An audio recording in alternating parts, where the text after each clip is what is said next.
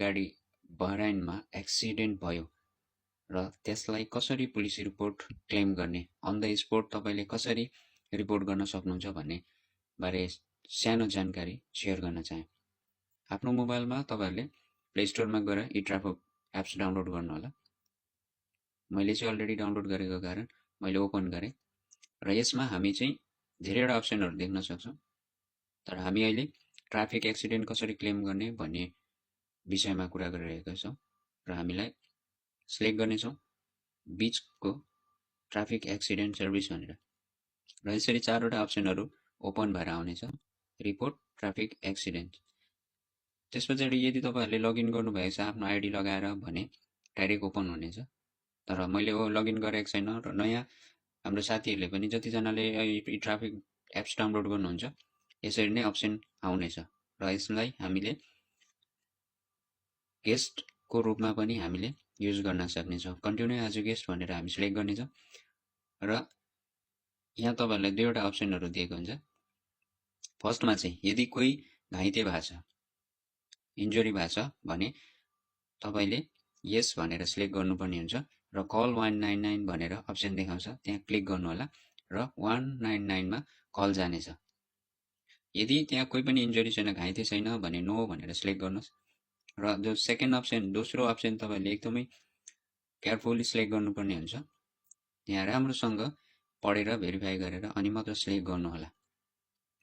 यदि तपाईँको गाडीलाई अर्को गाडीले ड्यामेज दिएको छ भने र तपाईँले रिपोर्ट गर्दै हुनुहुन्छ भने driver effect by the traffic accident भनेर सिलेक्ट गर्नु होला र तपाईँको गाडीले अरूको गाडीलाई क्षति पुर्याएको छ, ड्यामेज गरेको छ भने र तपाईँले क्लेम गर्दै हुनुहुन्छ भने driver who cause the traffic accident भनेर सिलेक्ट गर्नु होला। मानौ अहिले कसैको गाडीले हाम्रो गाडीलाई ड्यामेज क्षति पुर्याएको छ भने driver effect by the traffic accident भनेर हामी सिलेक्ट गर्नेछौँ र यो चाहिँ हाम्रो पुलिस रिपोर्ट क्लेम हुँदैछ र कन्टिन्यूमा जानेछ र यहाँ यसरी अप्सन दिनेछ। यदि बहराइनकै गाडी हो भने बहराइनकै किङडम अफ बहराइन नै सिलेक्ट गर्नेछौँ। यदि साउदीको प्लेटमा रेजिस्ट्रेसन छ, साउदीको, कतारको वुमन भने हामी यहाँनिर सिलेक्ट गर्न सक्नेछौँ र आइडेन्टिटी टाइप भनेर यहाँनिर तपाईँलाई अप्सन दिनेछ। आइडेन्टिटी टाइप भनेको चाहिँ हामीले जहिले पनि अजनबीहरू या त आउट अफ गल्फ कन्ट्रीबाट जो आएको छ उनीहरूले पर्सनल नम्बर भनेर सिलेक्ट गर्नुपर्ने हुन्छ।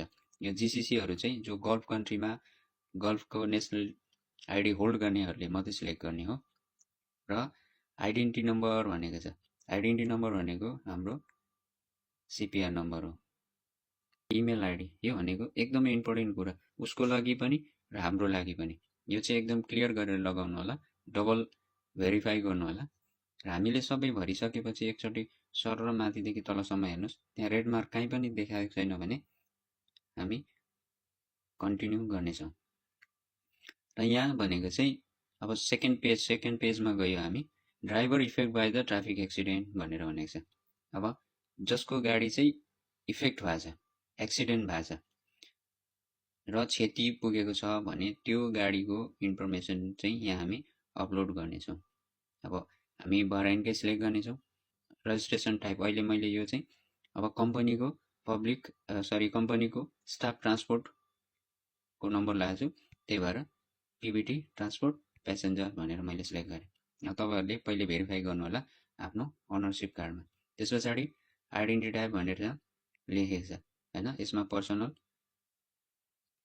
आइडेन्टिटी नम्बर आफ्नो सिपिआर नम्बर लगाउनु पर्ने हुनेछ। आइसक्नुभएपछि फेरि पनि पहिलेकै जस्तो सेम प्रोसेसर छ। फुल नेम भनेर फर्स्ट नेम मिडल नेम भनेर सबै लेखेको छ।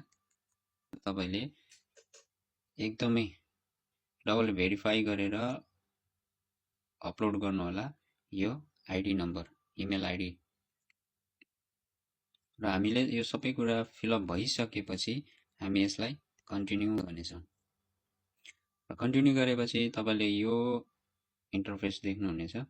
यदि कुनै पनि प्रपर्टीहरू ड्यामेज भएको छ, कुनै बिल्डिङ या त कोही पनि प्रपर्टीहरूमा गाडीले गएर लागेर टुटेको छ, फुटेको छ, ड्यामेज छ भने यो तपाईँले थर्ड अप्सनमा क्लिक गरेर तपाईँले रिपोर्ट सबमिट गर्नुहुनेछ। र हामी अहिले सिर्फ गाडीको एक्सिडेन्ट पुलिस रिपोर्ट कसरी बनाउने भन्ने कुराहरू जानकारी गराइराखेको छु। र कन्टिन्यू गर्ने र त्यस पछाडि यहाँ लोकेसन माग्छ, तपाईँहरूले लोकेसन सिलेक्ट गर्नुहोला। क्यापिटल गभर्मेन्ट एरिया जुन ठाउँमा एक्सिडेन्ट भएको छ त्यो ठाउँमा यो गर्नुहोला। एरिया जस्तै कुनै पनि तपाईँहरूले जहाँ एक्सिडेन्ट भएको छ त्यो ठाउँको लोकेसन सिलेक्ट गर्नुहोला। कहिले भएको डेट तपाईँहरूले यहाँनिर तल माथि गरेर सिलेक्ट गर्नुहोला। र तपाईँहरूले फोटो अपलोड गर्नुपर्ने हुनेछ। फोटो चाहिँ तपाईँहरूले एक्सिडेन्ट हुनु बित्तिकै यसरी पहिले दुईटै गाडीको नम्बर देखिने गरी र कुन पोजिसनमा एक्सिडेन्ट भएको छ भनेर तपाईँहरूले एकदमै क्लियर गरी पिक्चर लिनुहोला।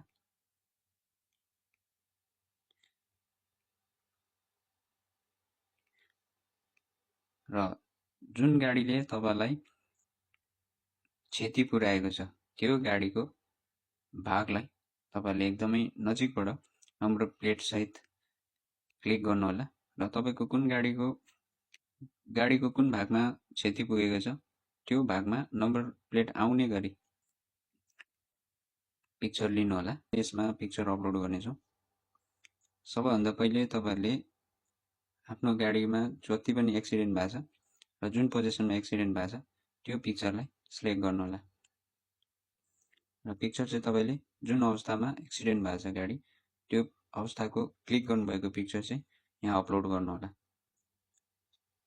जसले तपाईँको गाडीलाई ड्यामेज दिएको छ त्यो व्यक्तिको CPR number, CPR picture, licence, ownership कार्डको पिक्चर अपलोड गर्नुहोला।